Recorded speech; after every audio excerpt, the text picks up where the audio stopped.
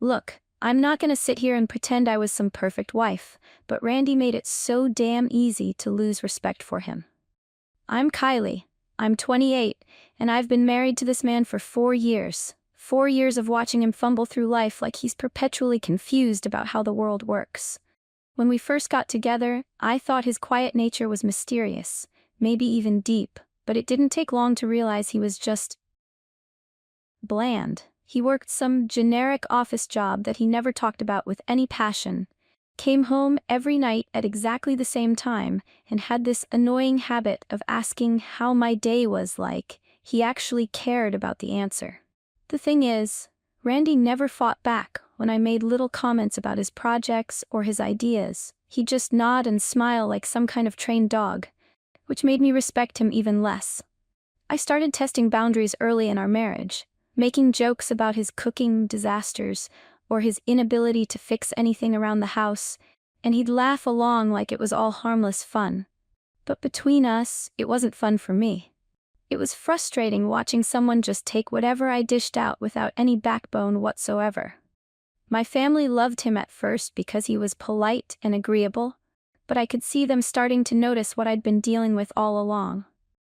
He'd sit at family dinners, nodding along to conversations about topics he clearly knew nothing about, contributing these awkward little comments that made everyone pause for just a second too long.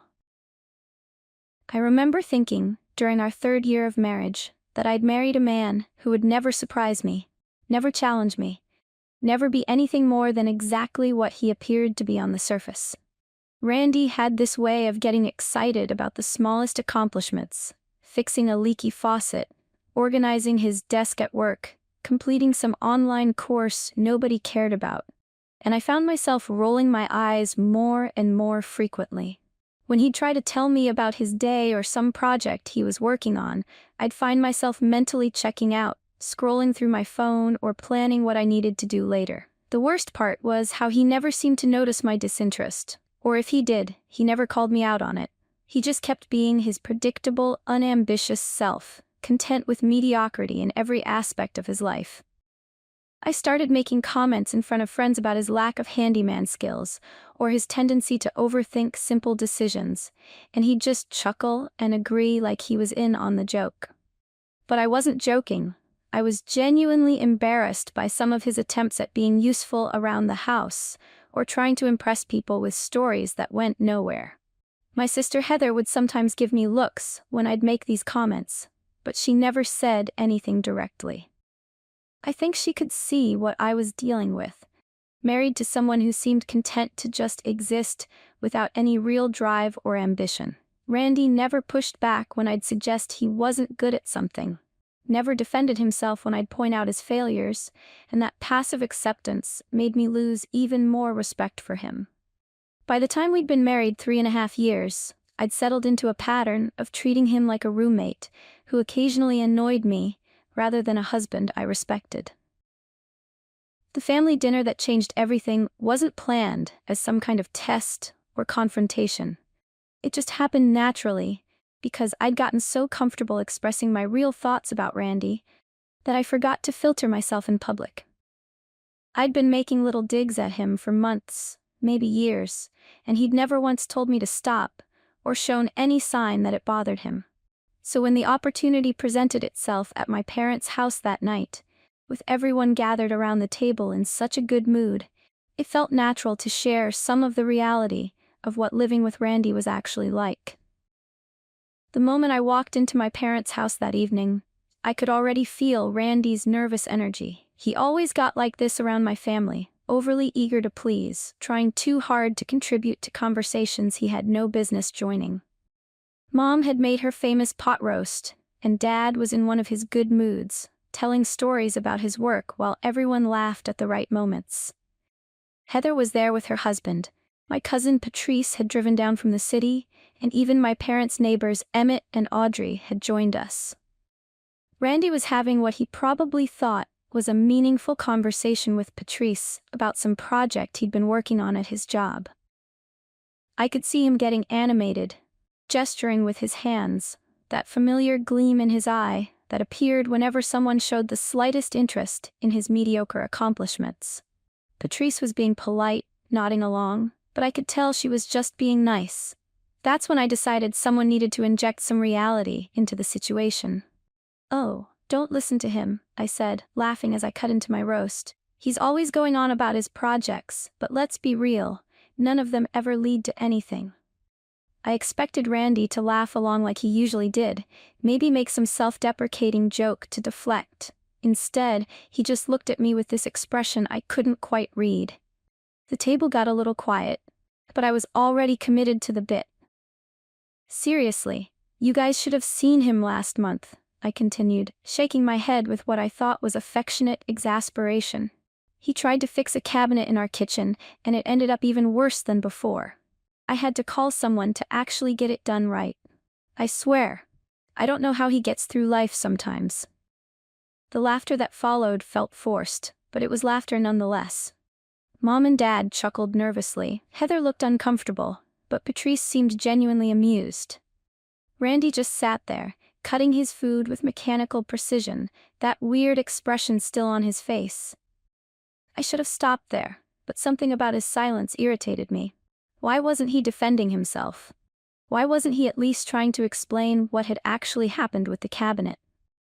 "It's not just fixing things," I went on, feeling emboldened by the attention. "You should hear him talk about work, always making these big plans, acting like he's going to be the next big thing. But let's be real, babe." I turned to look directly at Randy. "If you were actually good at what you do, don't you think you'd be making a little more money by now?" The silence that followed was different. Heavier. Dad cleared his throat and reached for his water glass. Mom started gathering empty plates, even though people were still eating. Patrice looked down at her hands and I could see Audrey exchanging a glance with her husband. But Randy just sat there. He didn't get defensive, didn't argue, didn't even look hurt.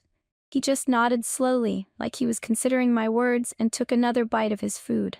That reaction unsettled me more than anger would have. "Kylie," Heather said quietly, but I waved her off. "What?" "I'm just being realistic. Randy knows I'm right." I looked at my husband expectantly, waiting for him to jump in with his usual good-natured agreement, his willingness to be the butt of the joke. Instead, he just smiled, not his usual eager-to-please smile, but something smaller, more controlled. "You're absolutely right," he said calmly. "I should probably work on that." The conversation moved on after that, but the energy never fully recovered. Randy participated just enough to seem normal, answered questions when asked, even laughed at Dad's stories. But there was something different about him, something I couldn't put my finger on. He seemed detached, like he was observing everything from a distance. On the drive home, I expected him to bring it up. Maybe not to fight about it, but at least to ask why I'd said those things, or to explain his side of the cabinet story, or to defend his work projects. Instead, he drove in complete silence, focused on the road, occasionally humming along to whatever song was playing on the radio. "Did you have a good time tonight?" I finally asked, more to fill the silence than because I cared about his answer. "Yeah," he said simply. "Your family's great." That was it. No mention of my comments, no hurt feelings, no attempt to discuss what had happened. When we got home, he went straight to the bathroom to brush his teeth while I scrolled through my phone in bed, replaying the dinner in my mind. I'd been making comments like that for years, but something about tonight felt different. Maybe it was the way he'd reacted. Or rather, the way he hadn't reacted. Usually Randy would spend the car ride home either making jokes about my teasing or earnestly explaining why whatever project I'd mocked was actually important to him. Tonight, he'd acted like I was a stranger making observations about someone he barely knew. The next morning, Randy was up before me, which wasn't unusual, but when I came downstairs he was already dressed for work and heading out the door. "Running late," he said, grabbing his keys. No kiss goodbye, no have a good day. No lingering in the kitchen while I made coffee like he usually did. I figured he was just in a mood and it would pass. Randy didn't stay angry about things. It wasn't in his nature. He'd be back to his normal, slightly annoying self by the time he got home from work. Except he wasn't. When he came home that evening, he was polite but distant. He asked about my day, but when I started telling him about the drama with my coworker, I could tell he wasn't really listening. Not in his usual distracted way, but in a way that felt intentional. Like he'd decided my stories weren't worth his attention anymore. Over the next few days, I started noticing other changes. Randy stopped asking follow-up questions when I mentioned plans with friends. He stopped offering to help with household tasks I hadn't specifically asked him to do. He still did his share of the chores, still contributed to conversations when I initiated them, but there was an efficiency to his interactions with me that hadn't been there before. It was like living with a polite stranger who happened to share my bed. At first I thought maybe he was just busy with work. Randy went through phases where he'd get absorbed in some project or deadline and become temporarily less attentive. But this felt different. This felt deliberate. A week after the dinner, I decided to test my theory. I told him I was going out with Heather for drinks after work and wouldn't be home until late. Usually Randy would ask where we were going, what time I'd be back, maybe suggest I text him when I got home safely. Instead, he just nodded and said, "Sounds good. Have fun." I spent the entire evening at the bar waiting for him to text me, to ask how things were going, or when I'd be home, or even just to send some random funny meme like he used to do. My phone stayed silent. When I got home around 11, Randy was already asleep. The next morning, he didn't ask how my night had been. That's when it started to bother me. Not because I missed his attention exactly, but because I couldn't figure out what he was doing. Randy wasn't the type to play games or give silent treatments. He was straightforward to a fault, sometimes annoyingly so. This calculated indifference was completely out of character. I tried bringing it up casually one evening while we were watching TV. "You've been quiet lately," I said, not looking away from the screen. "Have I?" he asked, sounding genuinely surprised. I didn't realize. Work's been busy. But I knew it wasn't work. Randy had never been able to hide work stress from me before. When he was overwhelmed or anxious about something at the office, it showed in everything he did. The way he ate dinner, the way he channel surfed, even the way he slept. This wasn't stress. This was something else entirely. 3 weeks after the dinner, Randy started going to the gym. Not just occasionally, like he'd tried and failed to do several times during our marriage, but consistently. Every morning before work, and sometimes in the evenings too. When I asked about this sudden fitness kick, he just shrugged and said he wanted to get in better shape. "Since when?" I laughed. "You've never cared about that stuff before." "People change," he said simply, and something about the way he said it made me stop laughing. Randy had never been particularly out of shape, but he'd never been athletic either. He was just average. Average height, average build, average everything. But after a few weeks of consistent workouts, I started noticing differences. His shoulders looked broader in his work shirts. His face seemed more defined. Even the way he carried himself was different, more confident, more purposeful. And he stopped asking for my opinion about things. Randy used to run everything by me. What to wear to work events, whether to take on extra projects, even what to order when we went out to eat. Suddenly, he was making decisions without consulting me, and when I'd offer my thoughts anyway, he'd just nod politely and do whatever he'd already planned to do. The weirdest part was how much more attractive other people seemed to find him. When we went to the grocery store, I noticed the cashier flirting with him in a way she never had before. At the coffee shop we frequented, the barista, who'd barely acknowledged his existence for years, suddenly remembered his order and made small talk while she prepared it. Randy seemed oblivious to the attention, or at least indifferent to it, which somehow made it more noticeable. He wasn't trying to be charming or impressive. He was just existing in this new, more confident version of himself, and people were responding to it. I should have been happy that my husband was taking better care of himself and seeming more self-assured.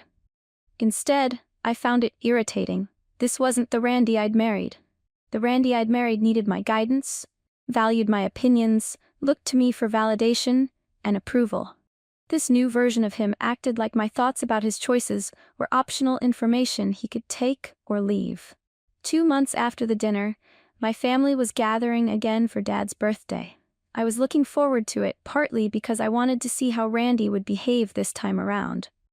Would he be back to his old eager-to-please self, Or would he maintain this strange new distance he'd been keeping? The answer became clear within the first hour. Randy walked into my parents' house like he belonged there. He greeted everyone warmly, but without the nervous energy he used to have. When Dad started telling one of his long work stories, Randy listened attentively, but didn't try to insert himself into the conversation with awkward comments or questions. Most noticeably, when Patrice asked him about work, Randy actually had interesting things to say. He talked about a project he was leading, some initiative he'd proposed that was being implemented company-wide. He spoke with confidence and knowledge, and I found myself listening despite myself. "That sounds really innovative," Patrice said, and she seemed to mean it. "How did you come up with that approach?" As Randy explained his process, I felt an unfamiliar emotion creeping up my chest. It took me a moment to identify it as jealousy. Not because Patrice was flirting with my husband, she wasn't, but because Randy was being interesting and impressive in a way I'd never seen before.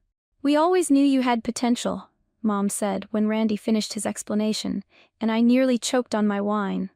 "Always knew?" Mom had barely paid attention to Randy for the first 3 years of our marriage. She'd been polite to him, sure, but she'd never shown any particular interest in his career or opinions. Now she was acting like she'd been secretly rooting for him all along. "Well, I mean, he's always had ideas," I interjected, trying to reclaim some control over the narrative. "The difference is that now he's actually following through." I meant it as a gentle reminder of Randy's past failures, a way to keep everyone's expectations realistic. Instead, Randy looked directly at me with an expression I'd never seen before. Not hurt, not angry, but completely unimpressed. "No," he said calmly, his voice carrying clearly across the suddenly quiet table. "The difference is that I stopped listening to people who never believed I could." The silence that followed was absolute. Dad stopped chewing. Mom's fork froze halfway to her mouth. Heather's eyes went wide, and I could feel everyone's attention shifting between Randy and me like they were watching a tennis match. I opened my mouth to respond, but nothing came out. What could I say? That I did believe in him? Everyone at this table had heard me mock his abilities for years. That he was being unfair? He wasn't. That he was making me look bad? He absolutely was.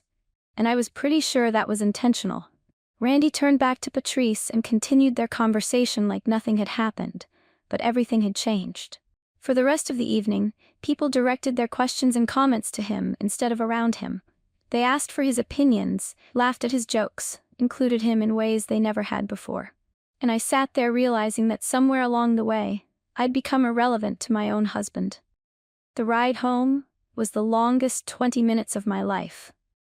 I kept waiting for Randy to acknowledge what had happened, to apologize for embarrassing me, to explain what the hell he thought he was doing. Instead, he drove in comfortable silence, occasionally humming along to the radio, like he'd just had a perfectly normal evening. "Are we going to talk about what happened back there?" I finally asked as we pulled into our driveway. Randy turned off the engine and looked at me with that same unimpressed expression he'd worn at dinner. "What about it? You made me look like an idiot in front of my family." "I told the truth," he said simply. "If that made you look bad, maybe you should think about why." He got out of the car and walked into the house, leaving me sitting in the passenger seat with my mouth hanging open. Randy had never spoken to me like that before. He'd never dismissed my feelings or turned my words back on me. He'd certainly never walked away from me in the middle of a conversation. By the time I made it inside, he was already upstairs getting ready for bed. I found him in the bathroom, calmly brushing his teeth like we hadn't just had our first real confrontation in 4 years of marriage. "Randy, we need to talk about this." He spit out his toothpaste and looked at me in the mirror. "Talk about what, Kylie? You've been telling everyone who will listen that I'm incompetent for years. Tonight, I simply declined to play along." "I never said you were incompetent." Randy turned around and leaned against the sink, crossing his arms. The gesture made his shoulders look even broader than I'd noticed before. "Really? Because I can think of about 50 examples just from the last year. The cabinet story alone has become your go-to party anecdote." I was just joking around." You know I didn't mean anything by it. Maybe you didn't mean to hurt me, Randy said, and for a second I thought he was going to be his old, understanding self. But you absolutely meant to diminish me. There's a difference. I stared at him, trying to process this new version of my husband who used words like diminish and looked at me like I was a puzzle he'd finally solved. I don't know what's gotten into you lately, I said. But this isn't like you. Randy smiled, but it wasn't a nice smile. You're right, the old me would have sat there and taken it, would have laughed along with your jokes about what a failure I am, would have gone home and pretended it didn't bother me. He pushed off from the sink and started walking toward the bedroom. But the old me was an idiot. I followed him, my heart racing with an emotion I couldn't name. So what? You're just going to be a completely different person now? I'm going to be myself, Randy said, pulling his shirt over his head. For the first time in years, I'm going to be myself. And if you don't like that version of me, well... He shrugged. That sounds like a you problem. That night, Randy slept on his side of the bed without trying to touch me or say goodnight. I lay awake, staring at the ceiling, trying to figure out when exactly I'd lost control of my marriage, and what I was supposed to do about it.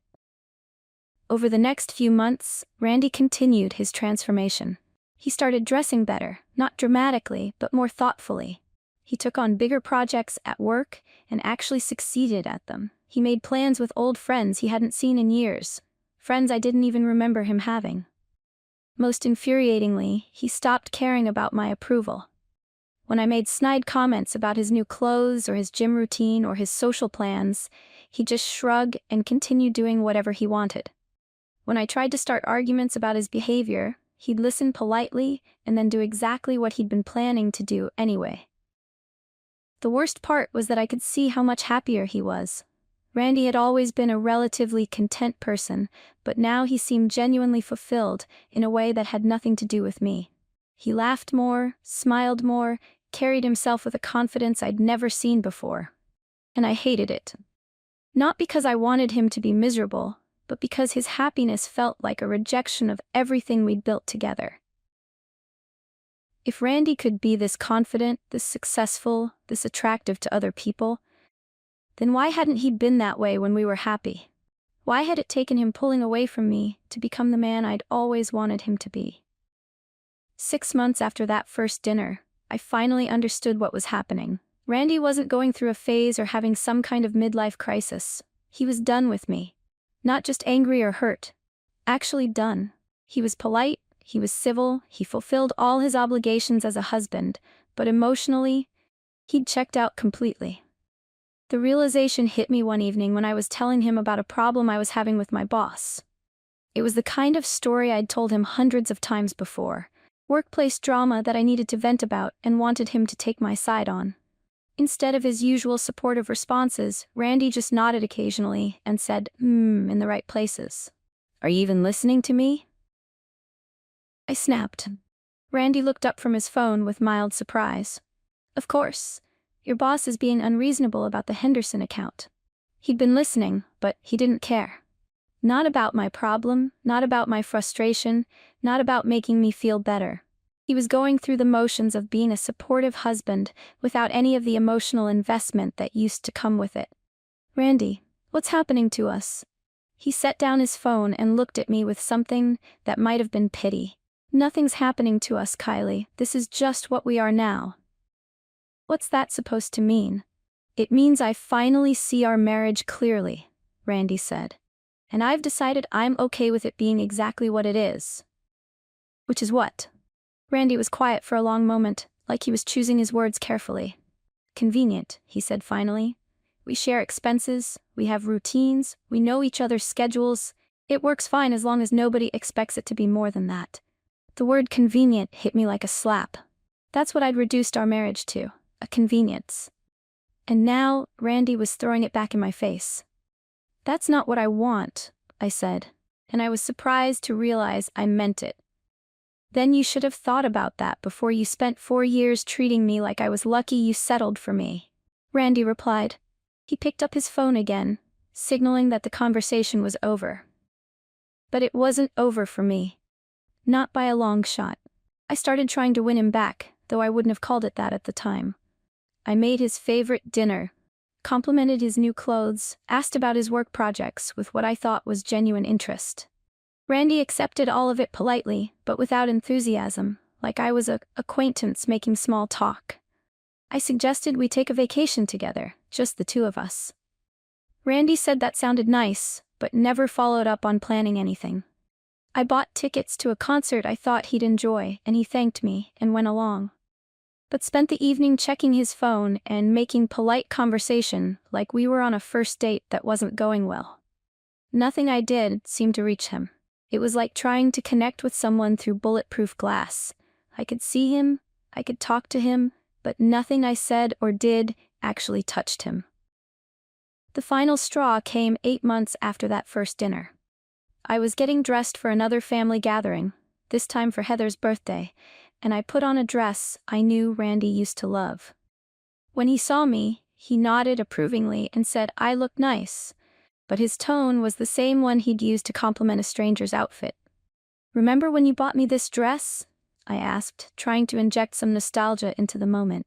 Randy looked confused for a second, then his expression cleared.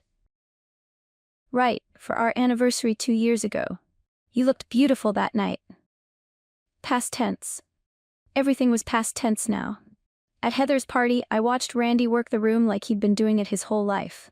He talked to my uncle about investments, made my grandmother laugh with stories about his gym routine, even helped my dad fix a problem with the grill without being asked.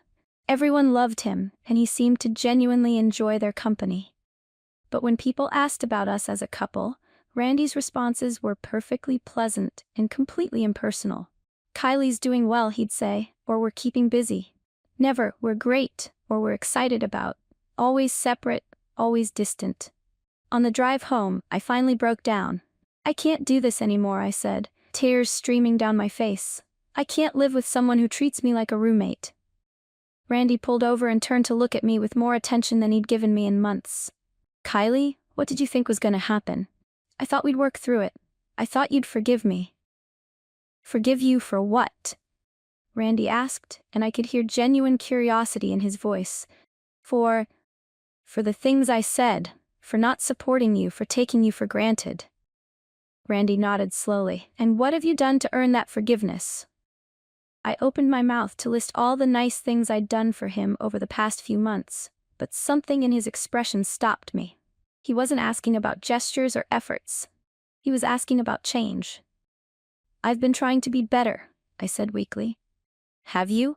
Randy asked. "Or have you been trying to get me to go back to the way I was?"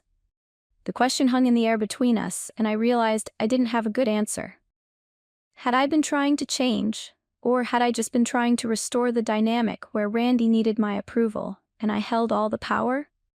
"I love you," I said, because it was the only thing I could think of that felt true.